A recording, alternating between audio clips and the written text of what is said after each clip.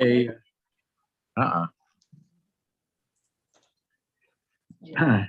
with that, we will begin with a reading from William Wordsworth, which I think captures some of the elements of worship. This is a passage from Tintern Abbey. The actual name of the poem is too long to read, but lines written above Tintern Abbey on a tour of the River Wye.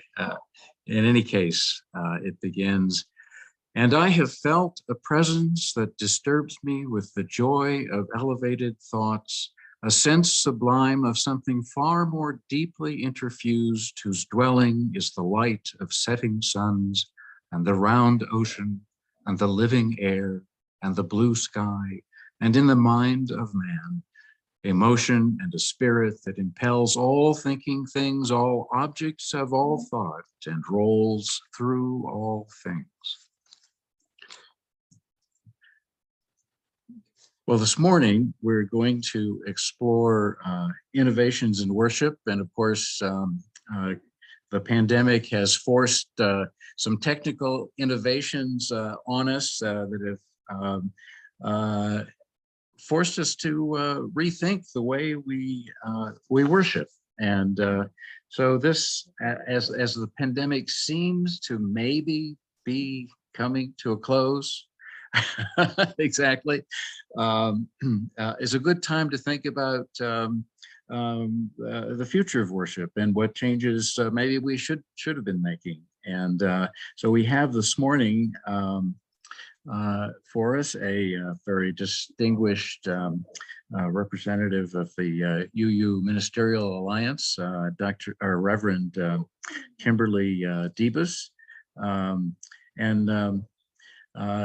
Karen would like to point out that we're also going to try to combine that this morning with a full community service that will experiment with the way we do worship. It'll be outdoors, in person, and we'll explore together the future of worship as we transform and seeking spiritual depth and meaning outside the usual service format. She emphasizes that it'll be interactive. So with that in mind, we're going to try to stop a little early. That is 10 minutes to the hour, not, at the hour or 10 minutes late, so that if you're at home, you can rush down to the fellowship and enjoy this in-person innovative experience. Reverend Debus is speaking on making worth, new approaches to worship. She was born in upstate New York. In fact, was ordained at the South Old UU Church. Do I have that right, Kimberly? And she's a chanteuse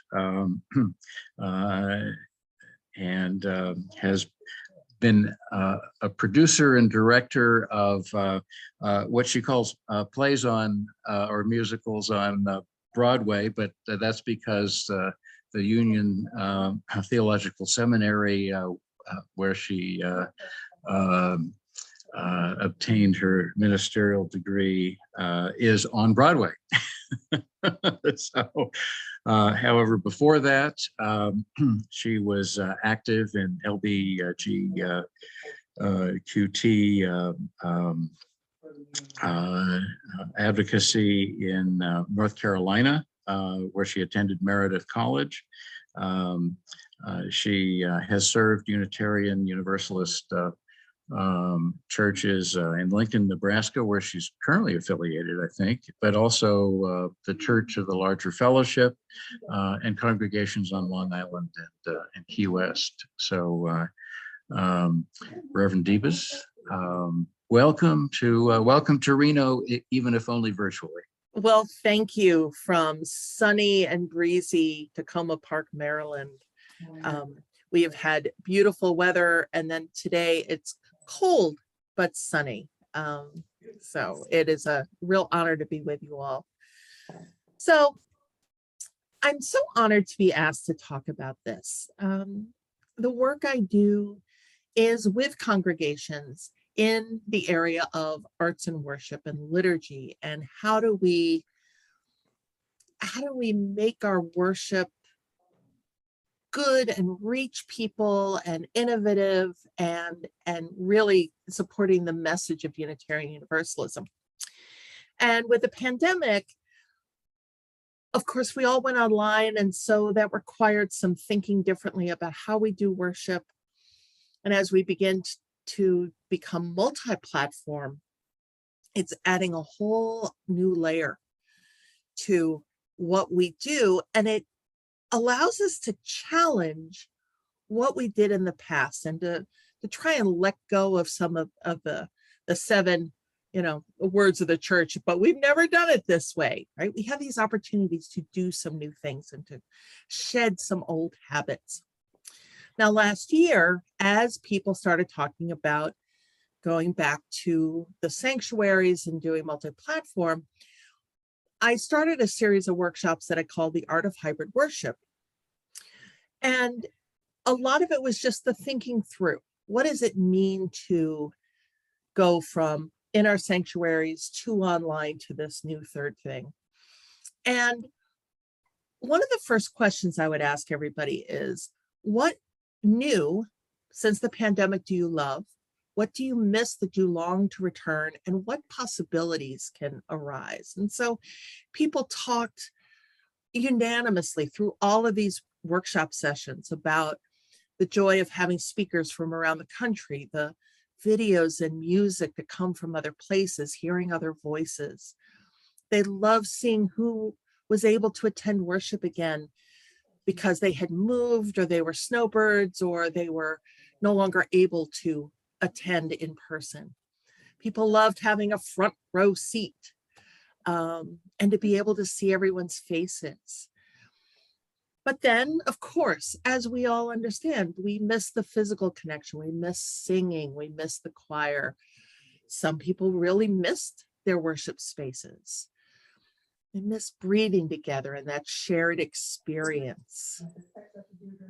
But what everybody understood, and I think we all hold, is that some of those things we love, the virtual guests, the music, the connections to those who are outside of our immediate reach, the reach we have in terms of outreach and growth, those things remain. And so we have this whole new world and this sort of third thing now, this third way of gathering together. And what we know about human beings is that we are very comfortable going back to what we know, right? Because along with this innovation that we've experienced in the last 2 years, we've also experienced a lot of shakeup, a lot of uncertainty, a lot of liminal space, a lot of questions, a lack of control. And so our instincts are to go back the way things were. But we learned that, and we don't want to let go of the range of resources, the accessibility, the inclusion, the reach, the growth. And so we're stumbling forward into multi-platform worship, and some are doing it better than others. Some of them are still tentative. Some have gone all in, and it's wonderful. And I think about some of the other things we learned from this experience. We learned that timing matters, right? How elements are timed in a worship service.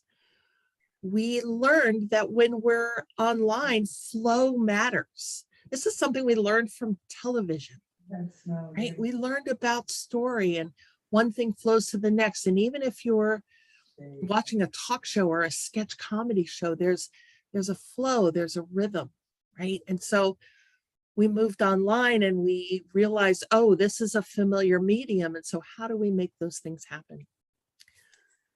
I think we also really got in our minds how much story matters, how much it matters that we hear the stories of other people, how we tell our stories, how we shape worship in terms of a story, right? So these things sort of all emerged in this weird pandemic time when we got online and we had to rethink worship for a new medium.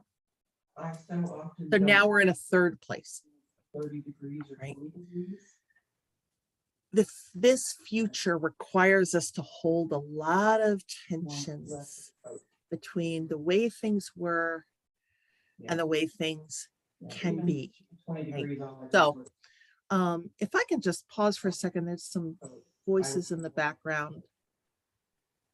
Okay, that's fine.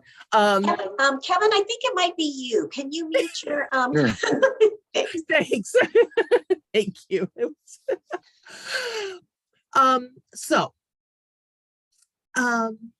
The future requires us, of course, to hold some technical truths, right?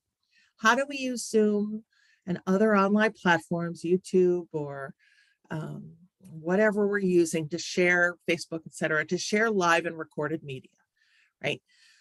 Those things that we've been thinking about this is something we've been thinking about for a long time, right? How do we share our services? And I remember when Jake Morrill, who's the minister in Oak Ridge, Tennessee, first decided to use Facebook Live to stream his sermons, he would set up his iPhone next to him, but it would be like this, and this is the view we get of him. But my God, to hear his sermon live, right, was like, ooh, this is amazing. So we've had to, by necessity, learn how to use these platforms, right? And we continue to learn how to use these platforms. And I don't think anybody's going to go back because we recognize the accessibility of it, that if somebody can't be with us because they're traveling or they live somewhere else or they're in a nursing home or they got sick or their kids are sick,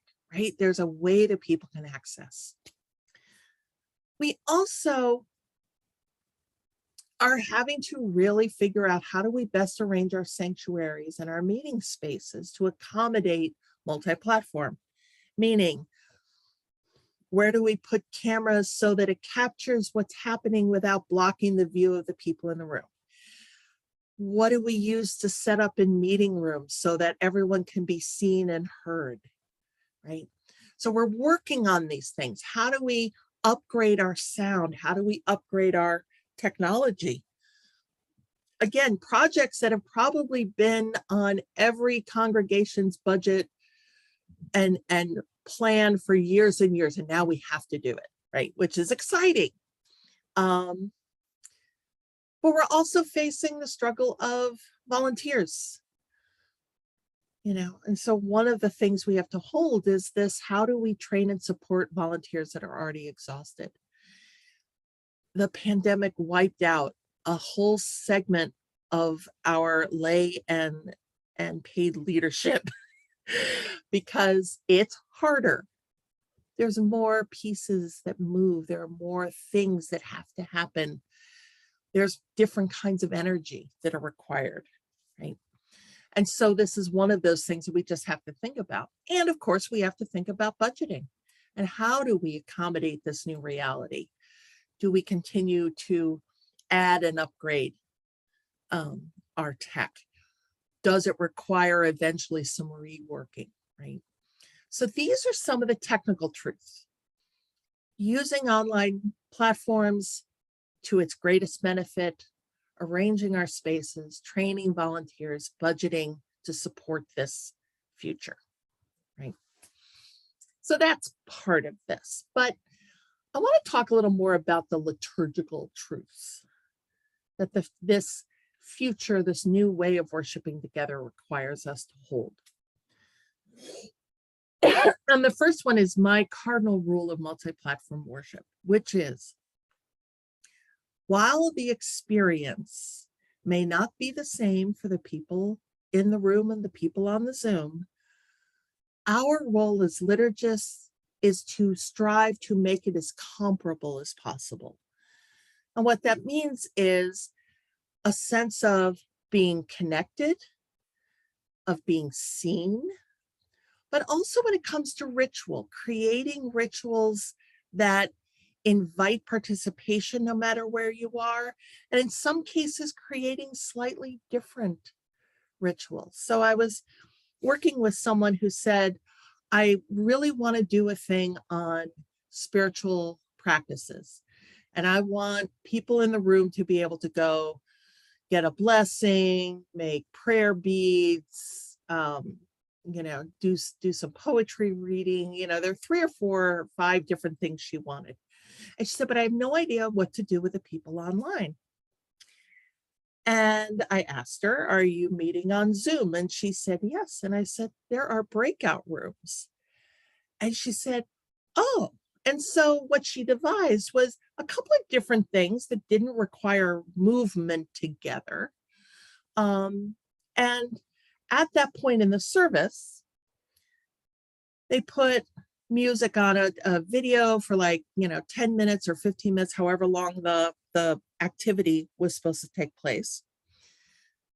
Those folks in the sanctuary heard that music and got to visit these different stations and do the blessing and do the candles and do the prayer beads and such. And people online got to choose a breakout room and go do a Lectio Divina together or sing a meditation together. And they, some few different kinds of things. And then everybody came back. So yes, do rituals have to be more carefully planned? Of course they do. Are they always going to be exactly the same? They don't have to be. As long as we hold the intention of those rituals, send people off to do a thing and bring them back together. So it takes a little coordination, and that's one of the pieces we have to hold, is that the future is requiring us not to just slap 3 hymns, 2 readings, and a sermon together, but actually plan a little bit more. And that's okay. It just takes time. Another piece of these liturgical truths is that no one should be barred from being a part of the service because of their location. So in order to include people, maybe your chalice lighters are a family who can't be in the sanctuary with you, but they appear on the screen that everybody sees in the sanctuary and in their homes, right? Maybe your guest speaker is Zooming in. And so understanding that readers and speakers and even musicians can be in other places. And it sends a message that the congregation welcomes you, not only no matter who you are, no matter how you love, no matter who you love, no matter your background, but also no matter where you are, right? And there's something really expansive about that message, that even if you don't say those things, they feel it, right? What I hate are those services where you get online and you feel like you're watching other people worship, and that's never the point of this. What we do, we want to bring people into the experience to hold them as best we can, right? Alternately, we have some colleagues who overthought the reaching the people online and basically looked at the camera the whole time and ignored the people in the room. And so the people in the room felt like they were in a studio watching something being recorded, right? So there's a balance. And so some of the work is appreciating the balance of both and the fact that it's not 2 separate congregations, but it's people in various places, right? Another piece to be thinking about, to remember, is that we've been appreciating the front row view from our back pews, which are our sofas and our couches and our dining room tables, right? But we love being able to see faces and see the objects right up front. And so we need to think about the ways to focus our attention on everyone so everyone feels like they're seen. So, if the cameras are in the back, I hope they zoom in occasionally So, I'm not as tall as that candle, to the people online, right? But also remembering that people might sit closer now because they like the proximity. They like being able to see the face. I've always been an advocate of showing and not telling, right? And one of the beauties of a multi-platform experience is that we can show a picture or a video clip. And we don't necessarily have to tell, right? Oh shoot, I moved it. All right. So I can be talking about giraffes, right? And something about long arms, and my giraffe is here, right? And you get and long necks and long views, and you'd start thinking about a giraffe. Right. So there's some things we can show and not tell. And there are some things we have to tell more of. Because part of what happens is the people in the room will know that a pile of books fell, or somebody lit their order of service on fire near a candle, or there's a bird in the sanctuary, right? But the people online don't necessarily know that. And so part of our having to tell is a way of bringing people in. So when the books fall, I go, oh, wow, all those hymnals just fell off the shelf, right? People online now feel included. Or, oh, there's a bird in the sanctuary, right? So thinking about how do we show more, because we don't necessarily have to describe every picture, every scene. And so in favor of what do we tell, right? And this gets to something that I think is really important about worship as a whole.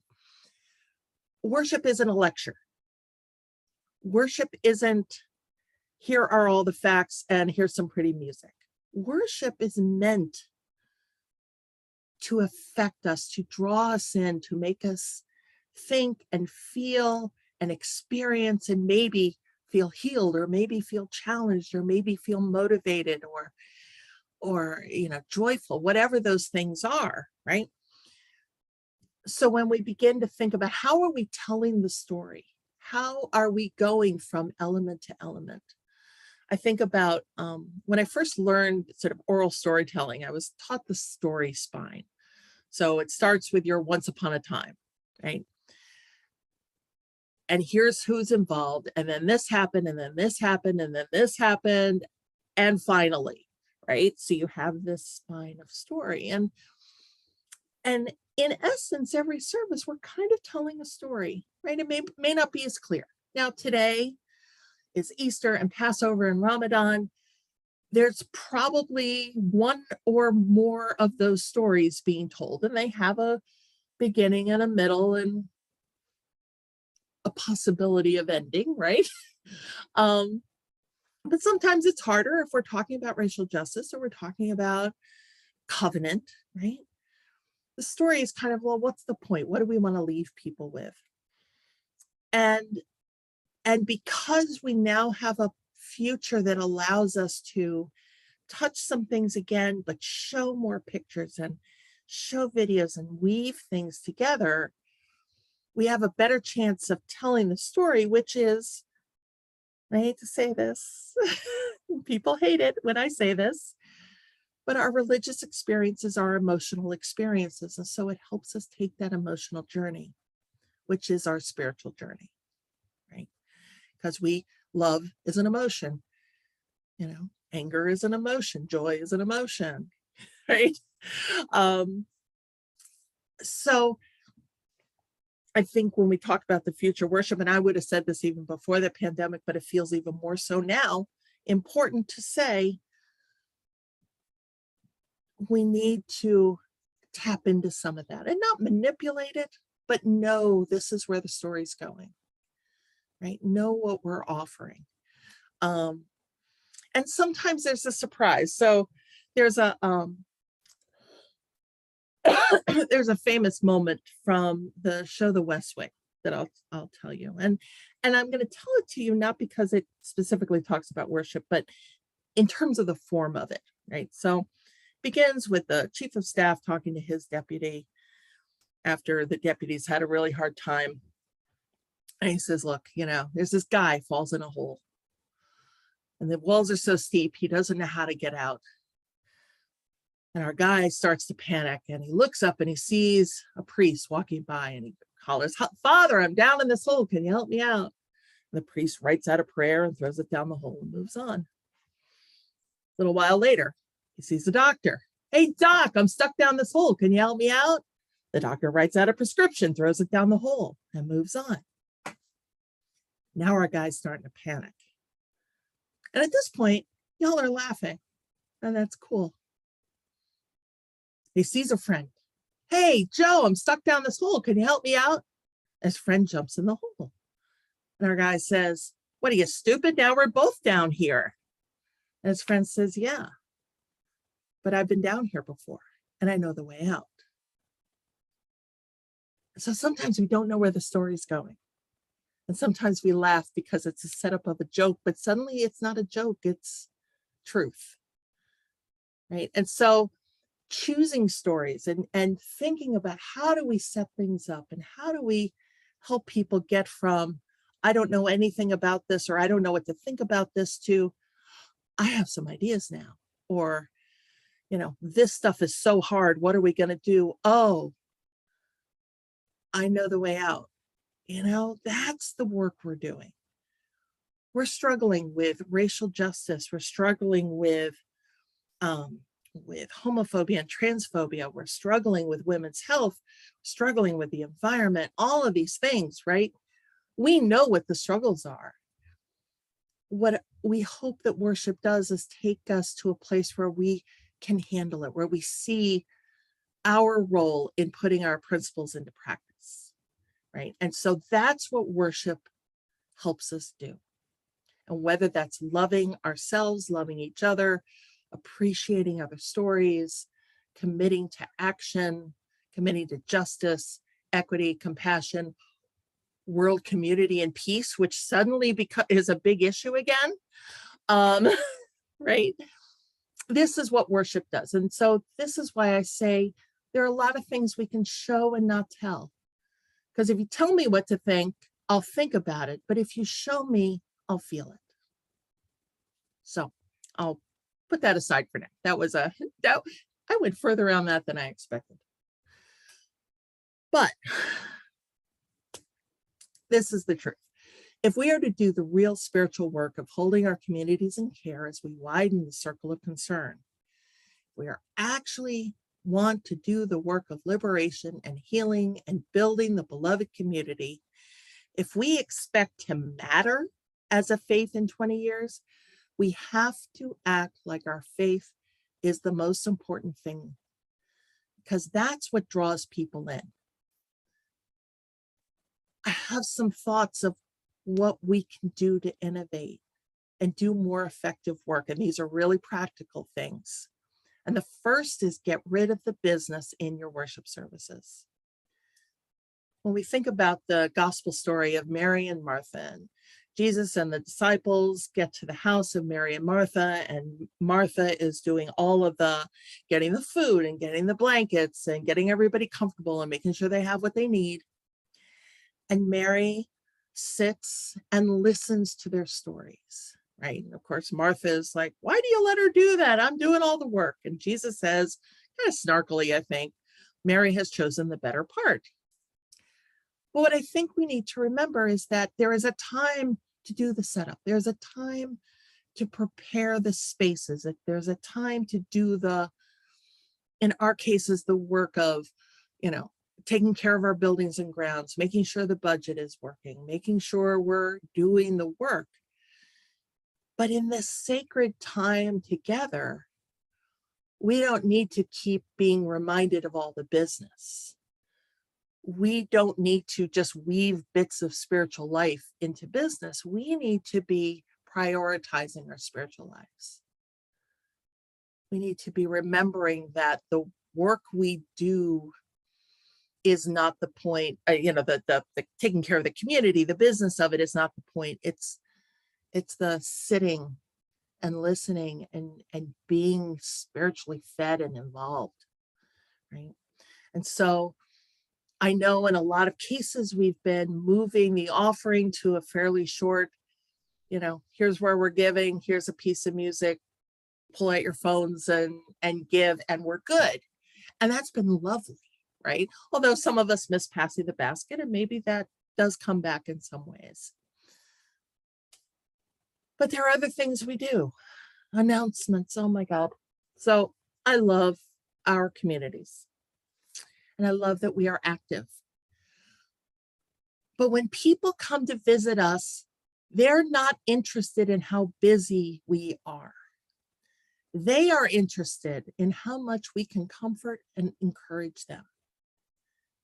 They don't need to know that you've got this group and that group and this other group and all these other things. And if they want to know what you've got, you're already putting that on your website. You've probably got a weekly newsletter, maybe e-blast during the week. There's a phone call. There's probably a printed list somewhere. They can find out how to get more involved. This hour of worship doesn't need to show how busy we are. This hour of worship needs to show how heart-led we are, how much we have to encourage them in their spiritual growth, right? And by the way, the whole communication thing, right? How long have some of us been in church systems before electronics, when we got typed out newsletters, we made announcements from the pulpit, and people were like, I didn't hear about a thing, I didn't know about a thing, and it's still happening. So doing announcements in the service doesn't change that. Now, talking to people in coffee hour, that's another story. Showing announcements in a pre-service video, that's great. We have so little time to actually address our spiritual lives. And the more we let business creep into it, the less our spirits get. And so I want to encourage us to remember some of what we learned going online. It's like, oh, we don't have to take up all of this time with the business. We're just going to get to what matters and what's going to reach people. Now, the second thing that I've been petitioning for since I served in Key West, which is a tourist town, and I know you get a lot of tourism in Reno too. I want us to let go of the tyranny of Sunday morning. Sunday morning does not have to be the only time we offer spiritual experiences that are called worship, right? I know in Key West, Sunday morning was the time when people were leaving, so you had to deal with departures, you had to deal with those Sunday brunches, you had to deal with the changeover from this week's guest to the next week's guest. All of those things were happening on Sunday mornings. And there were tons of people who said to me, I would go if you had worship another day of the week, right? And because we're doing this online, because our messages rarely only need to be on Sunday morning, we can offer different experiences based on the same materials, right? So your Sunday morning worship looks like it does, but maybe you do a Sunday evening. Maybe you do a weekday Vespers. Maybe on Fridays or Thursdays, you do what I would call a tarrying happy hour. So tarrying is a phrase I got from a friend who grew up in Appalachia, where people would come together and tarry together, T-A-R-R-Y. I don't know really the etymology of it, but somebody would begin with a prayer and have a song, and somebody would stand up and say, I got a poem, or I got a witness, or I got a song I want to sing. And they just came together and created worship amongst one another with things they wanted to share, right? And combining it with a happy hour kind of thing. which might be really nice. They don't have to be wildly different, and they don't all have to be an hour. It could be a half hour, could be 45 minutes, could be longer, right? Some things could be pre-recorded. I think about how many people are discovering congregations because they go online to watch worship. Oh, what do they do? Is it appealing? Are they boring me, or are they engaged, right? So really consider, how do you break out of those molds? I could talk more. God, I could talk another whole hour. Kevin, you need to bring me back for a whole other hour on forms of presentation. Different ways to do ritual, different ways to use frames. So what I'll say about this, and then I'll move on to the last part of my talk, is I'm going to share with you the Susie rule. So I am the nurture staff director for the Southeast UU Summer Institute. And we put on, among all the programming, we do a worship service twice a day, morning and an evening service. And they have 45 minutes. And the only thing you have to do, well, two things you have to do. You have to light the chalice, and you have to end at quarter of. That's it. Everything else is game, right? So when you let go of we only have 5 minutes for this thing, or we only have 20 minutes for this thing, you can suddenly say, we can use a children's story and weave a service with parts of the story. We can choose a song and use that as a refrain as we do different parts of the story. We can do ritual. We can do activities, right? So expanding that, when you take out the business, you have a little more wiggle room for that, right? And there are, of course, every congregation's got things that they love to do. Some have certain songs you want to sing, or you do a covenant or an affirmation or a bond of union or something you share, right? But just sort of breaking that out and breaking out of the 2 hymns and a sermon, the sermon sandwich, gives you so much more flexibility, because it allows you to tell the story you want to tell. So I want to talk just a little bit, and then we'll open up for a few minutes of questions about content. Because that's been a lot about the craft of worship, how we present worship, what we do with it. But if you really want to be relevant, and you want to be effective, and you want to attract those that you think will enhance your community and be enhanced by our message, number one, your language has got to be real. It's got to be gritty. It's got to be hard truth telling.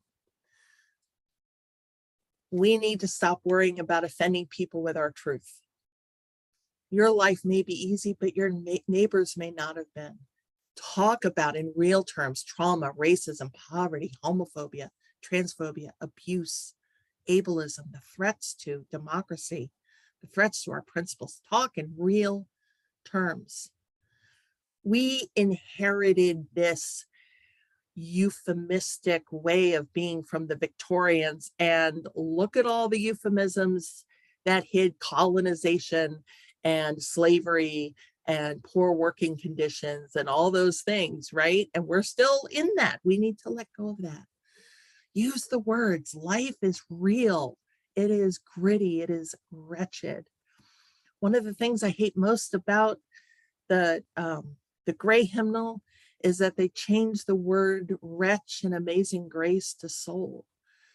The guy who wrote that was a slave trader, and he had an awakening and said, amazing grace, how sweet the sound that saved a wretch like me. We've all got parts in ourselves that we feel like are wretched. We're living in a world that's got a lot of wretchedness in it, right? Use the words. It's okay. It's real. It's going to talk to those real experiences. And it's once and for all time to let go of the word allergies. There are people that come to us hoping to hear a new way of thinking about prayer or God or salvation. They don't want to not hear those words. They want to hear them in a liberating, loving, compassionate context. Now, of course, we do need to be careful about words that cause harm.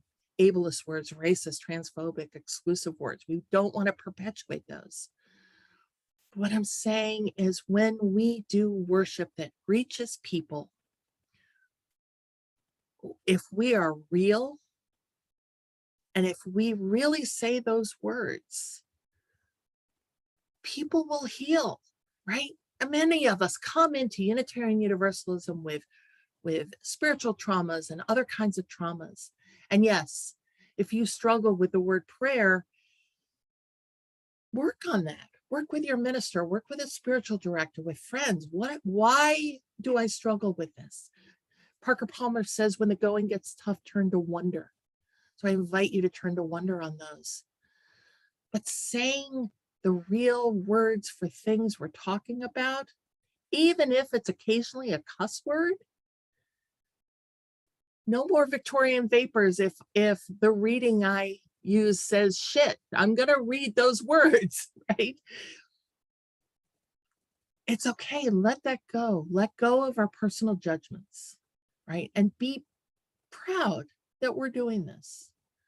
We are going to talk about this stuff because the only change that can happen is if we're real about what's wrong, right? Be real. Talk about real things and real experiences and allow those other experiences to come in. We made a mistake when we talked about integration because it meant that we were bringing people into communities and wanted them to be like us. We need to be homes of harmony. Harmony in our music, harmony in the readings we choose, harmony in the ways we experience our faith and our relationships to one another. And so part of this future of worship is saying, yes, worship isn't always going to look exactly the same because we're holding all of these many truths in connection and in covenant with one another. This time of year, this time for worship is exciting. We are living in a time that is made for us. We are called to put our principles into practice and to remember that when love holds us, the world calls us, the possibilities await us. Talk about that, show that in your worship. And that is how we make worth. And now we have 7 minutes. Exactly. Does anyone have comments or questions for Reverend Debus? Let's see. I clicked on chat. And you truly, I could talk another 4 or 5 hours about all of these things. Well, I see an endorsement of your thoughts from Mary Lee Fulkerson. Thank you. And I see Jackie Riley is out there. Jackie, do you have any comments or thoughts? No, I appreciated all the ideas. Unfortunately, my Wi-Fi went down and I think I missed the meat of it. Right as you said, get rid of the business. So I'll just have to watch it on yes, you will. YouTube. Yep. YouTube. Well, she dropped pieces of meat all along the way. If you can follow the trail. I enjoyed your tips and ideas and suggestions. I traveled recently and went to another congregation in person, and I left feeling so grateful for our congregation because our team has figured out how I think to mesh very well Zoom and in person. Good. Yeah. That congregation had not quite figured out how to make them one. They kind of mentioned Zoom a couple of times, but never really included them. And I was so thankful for my congregation. Yes. Yep. Yep. And people are at different places on the road, right? And so with anything, when we're talking about healing, when we're talking about, getting from needing comfort to needing to be uncomfortable, we're all in different places, but I'm excited to hear that you folks have figured out the tech part of it. Well, Penelope loved the story of the man in the hole. Ah, So- yes, yes, it's from season 3 of The West Wing. The episode is called Noel. I might be a bit of a West Wing fan. I see. I see. Well, Gaia, do you have any comments?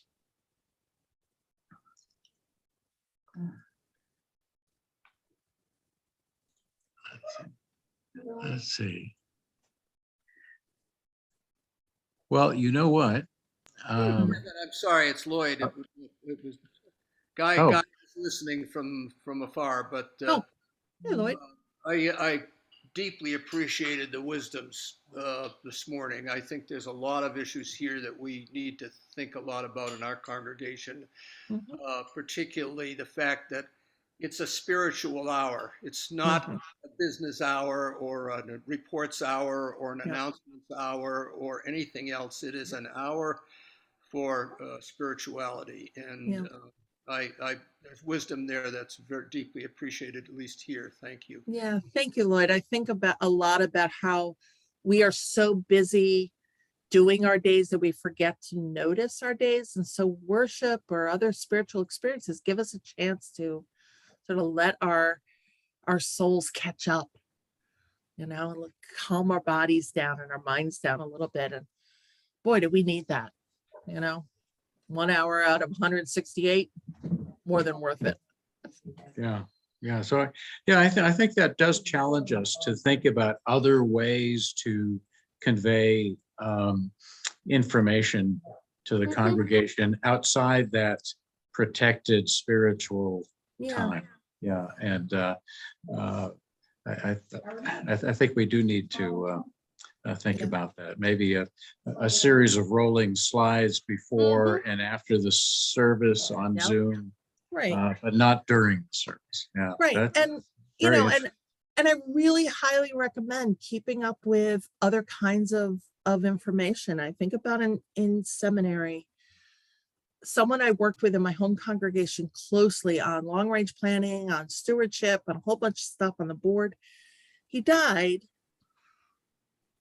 I didn't know about his death until a friend from the congregation posted about his memorial service.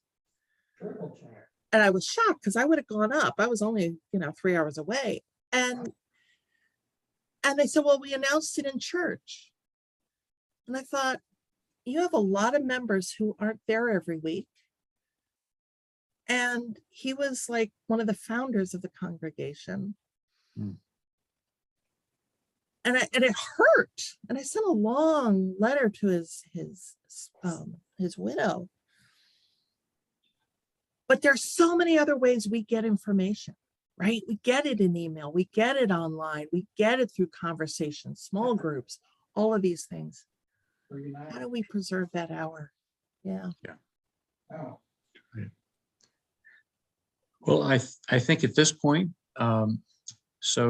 Jackie Riley has already left us to get Yep. to the service, and now we need to let Yes. everyone I'm else so go. excited for you all to have this. I can't wait to hear how it went. Kevin, you have to report back. Okay, all right. I would love to hear promise. what Karen did. And it was really an honor to be with you and a chance to explore some of these thoughts. Yes, well, thank you very, very much for sharing those thoughts and inspirations with us. And have a very happy Easter. Thank you. And also with you. Very good. All right. So Linda, we'll zoom out. Okay. Well, thank you. It was a pleasure, as always. Thank you. Thank you so much, everybody. Right. Thank you, Kimberly. Good.